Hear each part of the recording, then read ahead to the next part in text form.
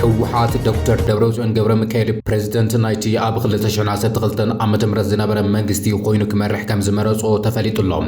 ብሎም ዕለት ሰኔ 26 ሚያዝያ 2016 ዓመተ ምህረት ማእኸላይ ኮሚቴ ሕወሓት ንኽልተ መዓልታት ከካይዱ ዝጸንሐ ኣኼባ ምዝዛሙ ስዒቡ ዶክተር ደብረጽዮን ገብረ ሚካኤል ናይቲ ኣብ 2012 ዓመተ ምህረት ዝተመረጸ መንግስቲ ፕሬዝደንት ክኸውን ብዕሊ ከም ዝወሰነ ተፈሊጡሎም ፕሬዝደንት ጊዜያዊ ምምሕዳር ትግራይ ጀነራል ታደሰ ወረደ ዶክተር ደብረጽዮን ገብረ ሚካኤል ናብ በስልጣን ክመጽእ ከም ዘይፈቅድ ብዕሊ ገሊጹሎም ወዲ ወረደ ኣማዝዩ ኣብ ዘውፅኦ ህፁፅ መልእኽቲ ትግራይ በቲ ዝተለመደ ኣካይዳ ሕወሓት ኣይትምርሕን ክብል ነቲ ሽሞት ብዕሊ ብምንጻግ ንህዝቢ ትግራይ ዝበሎ ተሪር መልእኽቲ እውን ኣመሓላሊፉሎም እዚ ከምዚ ኢሉ እናሃለወ ድማ ኣብ ከተማ መቐለ ከቢድ ነውፂ ተፈጢሩሎ መቐለ ኣብ መንጎ ቤት ምኽሪ ትግራይን ደጀን ቢሮን ትግራይ ቴሌቪዥንን ሓያል ፍንጀራ ተሰሚዑሎም እዚ ኣዘራራቢ ምዕባልን ኣብ መቐለ ዝምዕብል ዘሎ ሓደገኛ ኩነታት ዝርዝር ሓበሬታታት በፂሖምና ኣለዉ ናበኹም ክቐርብዮም ፕራይም ትግርኛ ሰብስክራይብ ላይክ ሸር እንዳገበርኹም ክትከታተሉና ንዕድመኩም ሰላምታና ድማ ኣብ ዘለኹም ይብጻሕኹም ማእኸላይ ኮሚቴ ሕወሓት ማሊ ሰንበትን ሎሚ ሰኑን ዘካየዶም ተኸታተልቲ ኣኼባታት ውሳነታት ከም ዝሓለፈ ተፈሊጦም ብመሰረት እዚ ድማ ሕወሓት ዶክተር ደብረጽዮን ገብረ ሚካኤል ፕሬዝደንት ናይቲ ኣብ 2012 ዝነበረ መንግስቲ ኮይኑ ክመርሕ ከም ዝወሰነ ተፈሊጡሎም እሙናት ፍልፍላት ዝለኣኹልና ሓበሬታ ከም ዘመላኽቱ ኣብ ወንበር ሕወሓት ዝኾነ ዶክተር ደብረጽዮን ገብረ ሚካኤል ነቲ ኣብ 2012 ዓ.ም ዝተመረጸ ብሄራዊ ክልላዊ መንግስቲ ትግራይ ፕሬዝደንት ኮይኑ ክመርሕ ብውድቡ ከም ዝተሓረየ ተፈሊጡሎም ዶክተር ደብረጽዮን ብዕሊ ፕሬዝደንት ንምዃን ዘኽእሎ ውሳነ ምውሳኑ ስዒቡ እዩ ኣብ መቐለ ሓያል ነውፂ ተሰሚዑ ዘሎ መቐለ ኣብ ማስዩ ሰዓት 2 ፈረቓን ኣብ መንጎ ደጀን ቢሮ ቤት ምኽርን ቴሌቪዥን ትግራይን ከቢድ ናይ ቦምቢ ፍንጀራ ድምፂ ከም ዝተሰምዐ እቲ ዝተላኽና ሓበሬታ ኣመላኺቱሎም ነዚ ስዒቡ ኣብ መቐለ ሓያል ምድንጋጽ ተፈጢሩ ምህላውን መብራህቲ ጠፍያ ብኣርባዕትኡ አንፈታት ብዕጡቓት ተዓፂ ፍተሽ ምህላው ድማ እቲ ሓበሬታ ኣመላኺቱሎም እቲ መጥቃዕቲ ናብ ቤት ጽሕፈት ቴሌቪዥን ትግራይ ዝዓለመ ምዃኑ ዝተገለጸ ኮይኑ ዛጊድ በቲ መጥቃዕቲ ዝበዝሐ ጉድኣት ከም ለግን ተረጋጊጹሎም ሕወሓት እቲ ዘይሕጋውን ቅቡልነት ዘይብሉ ተባሂሉ ዝንጸግ ዘሎ ናይ 2012 ዓመተ ምህረት መንግስቲ ክምልስ ዘካይዱ ዘሎ ውሳነታት ተቃውሞታት እናገጠምዎ እዮም ዘለዉ ወዲ ወረደ ኣማስዩ ኣብ ዘውፅኦ ህፁፅ መልእኽቲ ህልኽን ኣነ ዝበልኽዎ ጥራሕ ዝብል ኣተሓስባን ህዝቢ ትግራይ ከቢድ ጣጣ ዘስዕብ ከም ዝኾነ ገሊጹሎም እቲ ኣማስዩ ዝተዘርግሐ መልእኽቲ ፕሬዝደንት ጊዜያዊ ምምሕዳር ትግራይ ጀነራል ታደሰ ወረደ ህዝቢ ትግራይ ኣብ ውሽጡ ኣጋጢምዎ ዝነበረ ናይ ምክፍፋል ናይ ቃልስን ዓወትን ታሪክ ኣዝዮም ከበድቲ ሕልላኽን ፈተናታትን ሓሊፉ ከም ህዝቢ ኣብዚ ሕዚ በፂሕዎ ዘሎ መድረኽ በፂሑሎ ዝበለ ኮይኑ እንተኾነ ግና ብሄራዊ ባህጊ ህዝቢ ትግራይ መጻኢ ዕድልን ጽባሕን ብግቡእ ስለ ዘይተመለሰ ንዝሓለፉ 6 ትውልድታት መዋእሎም ኩናት ኮይኑ ጸኒሑ እዩ ክብል ገሊጾም ካብ ዝሓለፍናዩ ታሪክ ዘናግፍ ስትራቴጂካዊ ተግባራት ምንቅስቓስ ከይገበርና ንቕጽል ኣለና ክብል ገሊጾም ንሱ ንውድብ ሕወሓት ኣመልኪቱ ኣብ ዝሓለፎ መልእኽቲ ሕወሓት ስርዓት ኣፍሪሱ ስርዓት ዝተኸለ ናይ 17 ዓመታት ኩናት ብዓወት ክዛዘም ዘይርብረብ ተጋድሎ ዘካየደ ኣብ ታሪክ ህዝቢ ትግራይ ናይ ምልኣት ህዝቢ ሓድነት ፈጢሩን ንመንነቱን ክብሩን ልዑል መስዋዕቲ ከፊሉ ዓወት ዘመዝገበን ዝተቓለሰን ውድብ እዩ ክብል ገሊጾም ኣብ ዝሓለፉ 27 ዓመታት መሰረታዊ ዝበሃሉ ፖለቲካዊ ኢኮኖሚያዊ ለውጢ ክምዝገብ ኣብ ህንፀት ሰብኣዊ ሃፍቲ ኣብ ኩሉ ሞያታት እውን ልዑል ምዕባለ ፈጢሩ ኩሉ መዳይ ለውጢ ክረጋገጽን ተሳትፎ ክህልዎ ዝሓትት ህዝቢ ምፍጣር ዝኽኣለን ሃገራዊ ዞባዊ ጂኦፖለቲካዊ ዓለምን ብዝግባእ ስለ ዝተረድአ ኣብ ታሪክ ኢትዮጵያ ዝነውሐ ዕድመ ዘለዎ ሰላምን ማሕበረ ኢኮኖሚያዊ ለውጢ ክመጽእ ተራ መሪሕ ተጻዊቱ እዩ ክብል ገሊጽዎም ይኹን እምበር ኣብ ዝሓለፉ 10 ዓማውቲ ካብ ውድቐት ናብ ካልእ ውድቐት እናተሰጋገረ ንህዝቢ ትግራይ እውን ከም ህዝቢ ኣብ ሃገር ዝነበረና ቦታ ብምሉእ ሲኢና ኣብ ትግራይ ዝተወሰናሉን ኣብ ልዕልና እውን ጆኖሳይዳዊ ኩናት ተፈጺሙ እዩ ዝበለ ኮይኑ ሕገ መንግስታዊ ወሰናትና ሲኢና ከም ህዝቢ እውን ተፈናቒልና ሕገ መንግስቲ ከበር ኢልና ዋጋ ዝኸፈልናሉን ሕገ መንግስቲ ከድሕነና ተባሂሉ ዝተፈረመሉ ከቢድ መስዋዕቲ ከፊልና ዝተበጽሐ ስምዕነት ፕሪቶርያ እውን ኣብ ዘይተተግበረሉ ጽባሕ ኩናት ኣለና ክብል ገሊጾም ወዲ ወረደ ወሲኹ ኣብ ዝሕዚ እዋን ዘለናሉ መድረኽ ኣብ ተኣናፊ ሰላምን ኩናትን ኣብ መንጎ ዘሎ ቀጢን መንገዲ ሒዝና እንጻደፈሉ ከይተቐንጠጠ ጸንሐ ደመና ኩናት ክሰርብ ዝኽእለሉ ብቐሊሉ እውን ናብ ኩናት ክንኣትወሉ ንኽእል ኩነታት ኣለና ክብል እዩ ስጋቱ ገሊጾም ኣብ ዝሕዚ እዋን ብዓይነቱን ትሕሱን ውፅኢቱን ኣብ ታሪክ ህዝቢ ትግራይ ገጢሙ ዘይፈልጥ ሓደገኛ ፈተና ነተኣናግድ ኣለና ዝበለ እቲ መልእኽቲ ኣብዚ ፈተና ዝሕዚ እውን ናይ ምውዳቕ ዕድልና ሰፊሕ እንተመሰለ እውን ከም ህዝቢ ሓደ ኮይና ክንቐጽል ዘለና እንኩ መማረፂ ነቲ ፈተና ብጽንዓት ክንሓልፍ ዘኽእለና እዩ ክብል ገሊጾም ህዝቢ ትግራይ ገጢምዎ ዘሎ ዝተሓላለኸ ሽግር ንምስጋር ብዝተለመደን ብናይ ትማሊ ተመክሮን ልምድን ንባዕልና እሱራት ጌርና እንሓልፎ እዋን ኣይኮነን ዝበለ ኮይኑ ህልኽን ኣነ ዝበልኽዎ ጥራሕ ዝብል ኣተሓስባ ናይቲ ሽግር ዕሙቆት ብዘይገድስ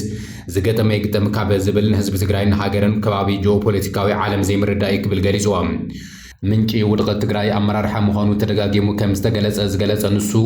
ሕወሓት ኩነታት ብብስለት ብዘይ ምግምጋሙ ናይ ጽባሕ መፍትሒ ብዘይ ምርኣዩ ካብዚ ሓሊፉ እውን ዝተፈለየ ሓሳባት ብምድፋኑ ቃልሲ ህዝቢ ትግራይ ክሕንሸሽ ገይርዎ ክብል ገሊጹ ህዝቢ ትግራይ ካብ መከራ ዘውፅእ ሓሳባት ኣብ ክንዲ ምእካብ ጸለመን ብድዕን ዝዓሰሎ ፖለቲካዊ ኣካይዳ ናብ ውድቀት መንገዲ የምርሕና ኣሎ ክብል እውን ገሲጹ እዩ እቲ ጀነራል ንውሳነ ሕወሓት ዝነጸገሉ መልእኽቱ ሓደ ኣተሓስባ ሒዝኻ ኣብ ጸቢብ መድረኽ ወሲንኻ ንውሳነኻ ተቐበሉ ኢልኻ ዝተፈለየ ሓሳብ ዘየገድስ ዝደገፈካ ጥራሕ ሒዝኻ ምቕጻል ዝፍጠር ተወሳኺ ሓደጋ እምበር ዝፍታሕ ሽግር የለን ክብል ኣተሓሳሲቦም ኣብዚ ሕዚ እዋን ህዝቢ ትግራይ ወዲቕዎ ዘሎ ሽግር መፍትሑ ልዕሊ ዓቕሚ ዝኾነ ፖለቲካዊ ውዳበ ልዕሊ መንግስትን ልዕሊ ዝኾነ ውዳበን ውልቀ ሰብን ልዕሊ ስልጣንን ምዃኑ ድማ ገሊፆም ብዙሓት ተጋሩ ኣብ ዝሃለዎ ውዳበ ይሃልው ከም ውዳበ ይኹን ከም ውልቀ ሰብ ናይ ባዕሉ መፍትሒ ሓሳብ የቕርቡን ክስምዑ ይደልዩ ኣለዉ ዝበለ ኮይኑ ተጋሩ ካብ ሽግር ዘውፅእ መፍትሒ ኣብ ምንዳይ ንእከበሉ ሓድነትን ንጥረፈሉ ምቹው ኩነታት ሕዚ እውን ኣሎ ክብል ገሊፆም ካብዚ ወፃኢ ብዘይገድስ ኣይሰምዕን እየ ብምባል ኣነ ዝበልኽዎ ጥራሕ ዝብል ኣካይዳ ውፅኢቱ ካልኡ ዝሩ ውድቐት እዩ ዝበለ ንሱ ወሲነ ኢልኻ ብሓይሊ ክትፈጽም ምሕሳብ ምፍታን ድማ ዝገረደ ሓደጋ ዘስዕብ ኢሎም ዝተፈለየ ሓሳብ ዘለዎ ከክንዲ ናይ ሓሳብን ስነ መውገትን መድረኽ ምፍጣር ሰማም እዝኒ ሂብኻ ጸላኢ ጌርኻ ምስላፍን መጸለምቲ ሓሶትን ዝዓብለሉ በስበሰ ፖለቲካዊ ውድቀት ዘቀላጥፍ ኢሎም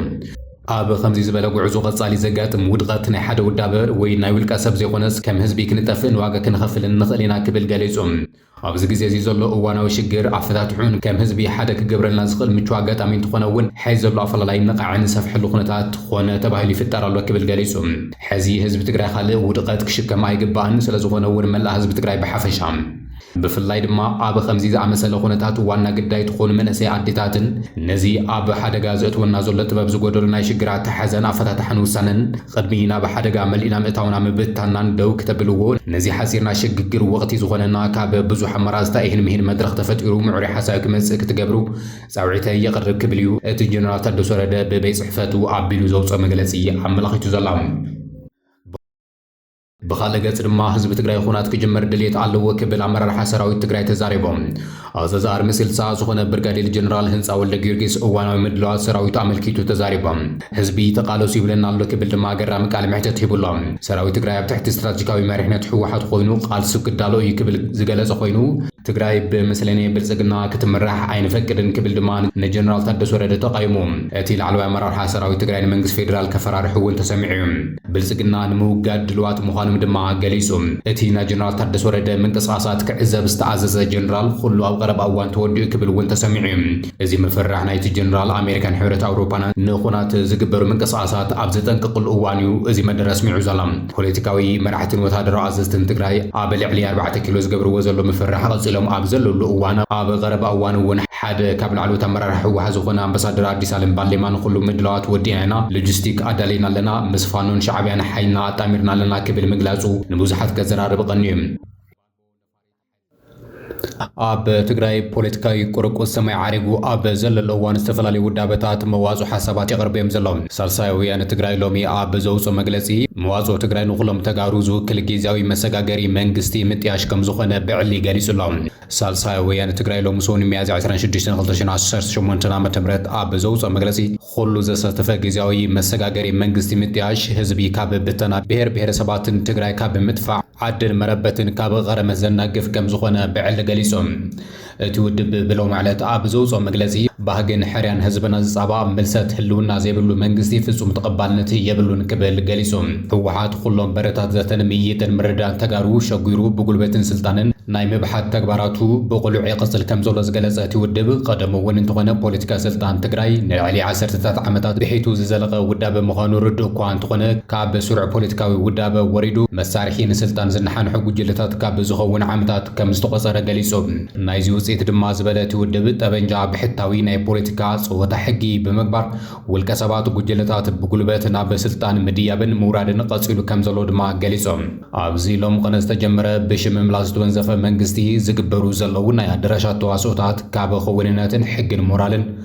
أزيوم زرحوا مخانو دماتي ودب قليسهم زي حيل زبالة حوحات أب كورة فتحوي حتوتات طلبات هزبنا دما كم مل علي بمدغم هزبنا نابزغف مكرا كأتو هرديكي بلالو كبل دما تكبارات حوحات خونينهم زي ملات هزبن بهرنا تحس غاز قبر زلو زبالو طلع مملاس كللاوي منقسي بزوس الدوي بل كبل دما آتنكيقم اتي ودب مفتيح حسابيلو أب زوز ومقلسيو بهراوي حدنة سمرة هزبنا زحدس اتي ودب بخال مدايلو أب زي تقصونت بدما هزب تقراي قتيمو زلو مسارتاون بهراون طلب هزبنا مملاس عدد تفتر سلام أب صنع مسار الزنبرن عمام بهراوي زتا قبراوين مقبار كل حلف نتقواز أي قبال مايلهم سلساويان تقراي هزب تقراي قتيمو زلو خبير فتنان مبدا هزاخور مفتيح حسابات مواصون كعب محبار بخيرو يفلت نزبالو قينو حزون انتقنا هزبي كعب بتنا بهرن مدفع عدن مربت دما هزبنا كعب بتنا بهرنا كعب مدفع عدنا مربتنا دما كعب قرم زناقف مواصون كل تجارز وكل كعبي جيزاوي مسجاجري منقستي انت تعيش مخون دما بعلي سلساويان تقراي قليسو اللهم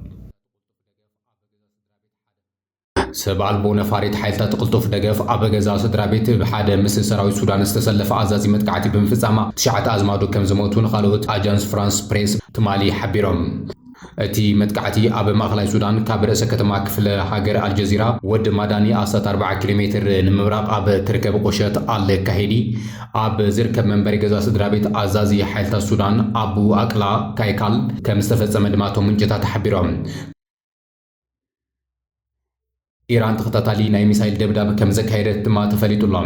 منستر مكلخال إمارات أب زوج وحبريتا كاب إيران ناي ميسايل دبداب كم ز تجبرلو عرقاقيسهم منستر مكلخال حبرات إمارات سنزي هزوز ملغت زيز جلس أب ملات هاجر تسمع خبيد ناي ميسايل دبداب صعيبهم إيران أب لعلت هاجر كاب زون شفتهم تم سلسة بحيل مكلخال كم زمخون منستر مكلخال فليت الله دحنا تهاجر وانت وسختي ميسايلان مكلخال يسرح مهلا وجليسهم سبب سلطان زيجاتات وحسنا بزغنا كبابي كعقب دمات محسن الله الزينا إمارات خص زمز زلو ترامب داغما يخونات كجمر كم زخل ابز غلصلو زنبر خونتاتيوم ايران بزعبا زينا امارات خصي زهبتو كساب حز ملاش يلنيوم بتامرا هاغرات امريكان اسرائيل كتدبدب صنحت ايران ابل على غربيت هاغراتنا عصفا غير منسي كتبسنا حيفلطيوم اتين اوارح كيد صنح خونات خلتين هاغرات بغيزاوي مقراز تخصي دويلو ناي سلام زرب كيد صنح من بارز فلط كوان تخونه اتي ودرت داغم تلعيل مهلاو وزغل زلام وغن ايران نايزي ودرت قندي ملعلي امريكا مراخب نقدي عجبا ناب هرمز كتاعتو مفتانا صعيب مخانو تغليصهم ايران اتنا بوش مدهور مزن ميتاو زفتنا مراخب الدور امريكا بمسائل كم زوقعتن قدمي ساعات زوز حبريتا عملاخيتهم ايران زمحلالفته متنقطا بمتحاسنا بوش مدهور مزن ميتاو زفتنا زبلتن مراخب الدور امريكا بمسائل كم زوقعت دحر مغلاصا كاب امريكا استوحبه جبر مرسي يلنيوم بريزيدنت امريكا ترامب حيل بحري تاجر ابتي وشمت محلف سينن تطو زبلا مراخب عجبو نوص او فريق جمر كم زخل غليسو نيروم نزي وفر دما اسات 15 وتادرات كاب مدرن بحرن زبقسا لعلي ميتي طور أوروبلانات خمون طور مراخب درونات دلوات كم زغنا طور أمريكا فليتوهم مراخب خونات النقدن بدقف حالتات أمريكا بمسعب بهرموز كم زحل فاز حبر مقلدي سراويت أمريكا قنوع يخونن كتب لما إيران ملاش هباتو لونيرا قدما بيلون ما خلاي ازي سراويت أمريكا خلت بانير أمريكا زقلا مراخب النقدي بتي مسعبو كم زحلفا قاليسو نيرون سراويت إيران أبزوز ومقلد دما سراويت أمريكا زهبو مقلدي يحسوت كبلي قاليسوهم كوراتن لومي زوارنا مقدسي معبالطه نزيهم مسلوني روح حبركم سلسنا حوما زينا نمسجن channelنا سبسكرايب متاقبركم تختاتلون